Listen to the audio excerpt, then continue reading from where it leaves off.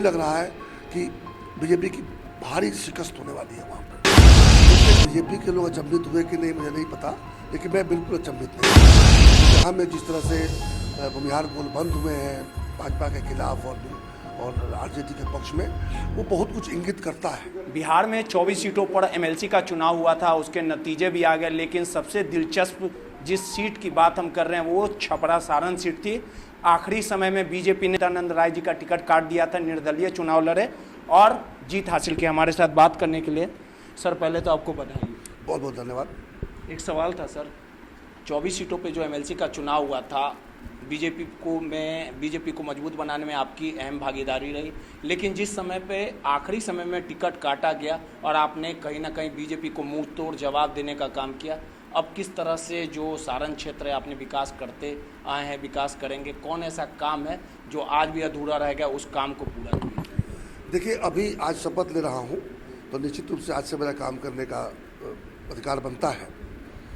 और चूँकि जनप्रतिनिधियों ने, पंचायती राज प्रतिनिधियों ने चुनकर मुझे भेजा है, अर्थात उनके प्रतिनिधि के रूप में आया हूँ, उनके वकील के रूप में आया हूँ, तो जो संकल्प मैंने उनके सामने बताया है, जिस संकल्प को मैंने बार बार उनके सामने दोहराया है, अर्थात पंचायती राज प्रतिनिधियों के अधिकार और सम्मान को किस तरह से बढ़ाऊं और पंचायती राज व्यवस्था को किस प्रकार से और मजबूती करके धरातल पर उतारने का काम करूं, तो ये दो संकल्प मेरे उनसे जुड़े हुए संकल्प है जिनको पूरा करना मेरी प्राथमिकता होगी।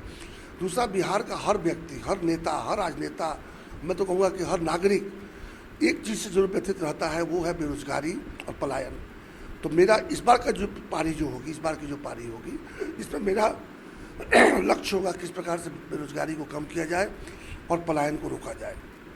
लेकिन एक बात है सर, जिस प्रकार से जब टिकट बांटा जा रहा था, जिस प्रकार से पूरा खेल खेला गया, आपको तैयारी करने के लिए बोला गया था, लेकिन जिस प्रकार से जब नतीजे आए कहीं ना कहीं बीजेपी भी अचंभित रह गई। आखिर इस खेल के पीछे किन लोगों का हाथ था? क्योंकि आखिरी समय में टिकट काटना, दूसरे को दे देना और चारों खाने चित हो गई। बीजेपी के जो उम्मीदवार थे वो आपके सामने चारों खाने चित हो गए। आखिर ये किसका? देखिए, बीजेपी के लोग अचंभित हुए कि नहीं मुझे नहीं पता, लेकिन मैं बिल्कुल अचंभित नहीं हुआ। आपके मामले पे कोई कुछ बोल ही नहीं रहा। मैं कह रहा हूँ ना कि मैं बिल्कुल अचंभित नहीं हुआ, क्योंकि मैं 6 वर्ष काम किया हूँ, लोगों का विश्वास अर्जित किया हूँ, और जब से उनके नए नतीजे आने शुरू हुए, नवनिर्वाचित होकर जनप्रतिनिधि आने लगे, तो मैं लगातार उनके संपर्क में था, उनसे मेरा वार्तालाप चल रहा था, उनके साथ कहीं एक तरह से तारतम्य स्थापित हो गया था, निरंतरता बनी हुई थी, कोई मिलना जुलना नहीं था, निरंतर मिलजुल रहे थे। तो उससे क्या था कि एक दूसरे के ऊपर विश्वास बना हुआ था। मुझे विश्वास था कि ये मुझे अपना वोट देंगे, उन्हें विश्वास था कि मैं उनका काम करूँगा। तो टिकट इसमें गौण हो गया, किसने टिकट दिया किसने नहीं दिया ये महत्व का चीज़ नहीं रहा। और निश्चित रूप से अब मैं इस बात की चिंता में नहीं करता हूँ कि किसने टिकट दिया था या नहीं दिया था।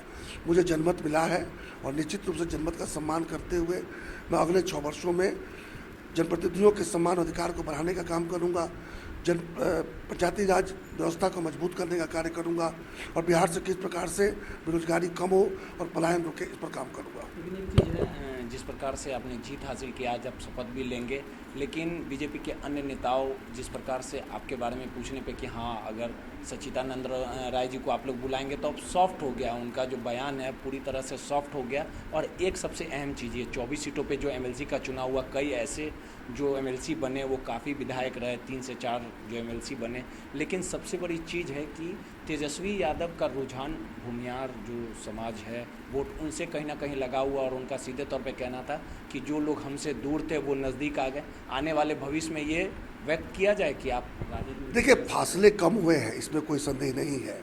बुरा बाल के ज़माने से हम लोग बहुत आगे बढ़ गए हैं और तेजस्वी जी हाथ बढ़ा रहे हैं। निश्चित रूप से 3 भूमिहार एमएलसी जीत कर आए हैं इस बार। वो जहाँ में जिस तरह से भूमिहार गोल बंद हुए हैं भाजपा के खिलाफ और आरजेडी के पक्ष में, वो बहुत कुछ इंगित करता है। लेकिन क्या है ना कि one swallow doesn't make summer, एक कोई पक्षी से जो है सो मौसम नहीं बदलता है।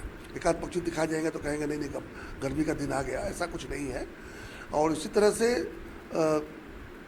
अगर इसको इग्नोर भी करेंगे, जिस पार्टी के खिलाफ लोग गोलबंद हो रहे हैं, अगर उस पार्टी के लोग अभी भी इस वर्ग को ये करेंगे, इग्नोर करेंगे, तो निश्चित रूप से गोलबंदी मजबूत होती चली जाएगी। और चूँकि कोर वोटर रहे उस पार्टी के, इसलिए क्षति तो उनको होगा ही।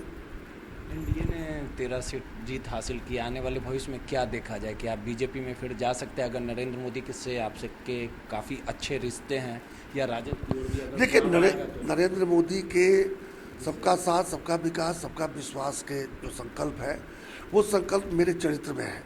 मैं ये क्यों कहूँ कि मेरे रक्त में है, मेरे भी संकल्प वही है, मैं बचपन से वही करता आ रहा हूँ।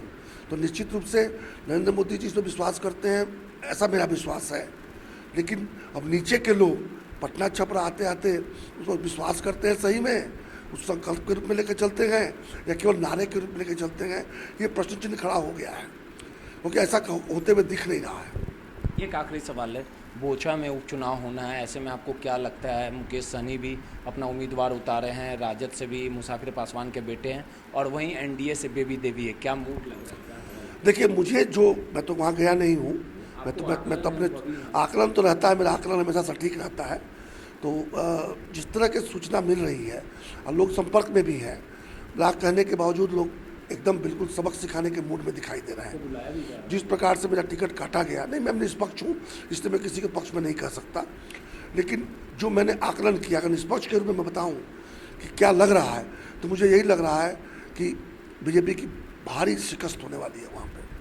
देखिए, सीधे तौर पे सच्चिदानंद राय जी थे, इस बार निर्दलीय चुनाव जीते हैं और सीधे तौर पे कहा कि अपने क्षेत्र में विकास का काम करेंगे, और बोचा में जो उपचुनाव होने वाला है, ऐसे में एनडीए को कहीं ना कहीं जनता सबक सिखाएगी। रोहित, नटराज न्यूज़, पटना।